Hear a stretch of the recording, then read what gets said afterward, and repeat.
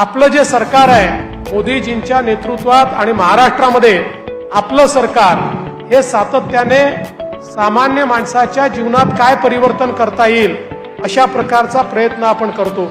आपल्याला कल्पना आहे, आपण लाडकी बहीण योजना सुरू केली। आज आपण वर्षाला 18,000 रुपये, महिन्याला 1,500 रुपये लाडक्या बहिणींच्या खात्यामध्ये देतो। आता ज्यांचे फॉर्म ऑगस्टच्या शेवटच्या महिन्यात नंतर ऑगस्टच्या शेवटच्या वीक नंतर भरले गेले आहेत, अशा सगळ्या लोकांना ऑगस्ट आणि सप्टेंबरचे जे पैसे आहेत ते आता आपण या महिन्याच्या शेवटी देऊ, ऑक्टोबरमध्ये पुन्हा ऑक्टोबर नोव्हेंबरचे पैसे देऊ। त्यामुळे कुठल्याही परिस्थितीमध्ये काँग्रेसच्या लोकांनी कितीही प्रयत्न केला तरी लाडकी बहीण योजना आम्ही बंद होऊ देणार नाही, हा देखील माझा तुम्हाला शब्द आहे।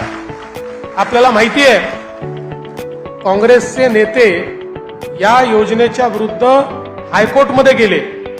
हायकोर्टात जाऊन त्यांनी सांगितलं ही योजना म्हणजे पैशाचा अपव्यय आहे। आपण ज्या महिलांकरता योजना सुरू केल्या, मग लाडकी बहीण योजना असेल किंवा लेक लाडकी सारखी योजना असेल, की ज्या योजनेमध्ये घरी जर कन्या रत्न तुम्हाला प्राप्त झालं तर ती 18 वर्षाची होतपर्यंत आपण 1 लाख रुपये त्या मुलीला देतो।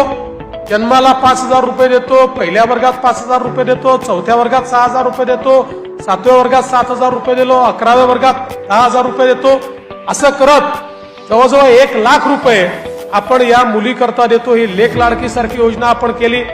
एसटी मध्ये महिलांना प्रवास 50% पैशात करता येईल अशा प्रकारची सवलत त्या ठिकाणी केली।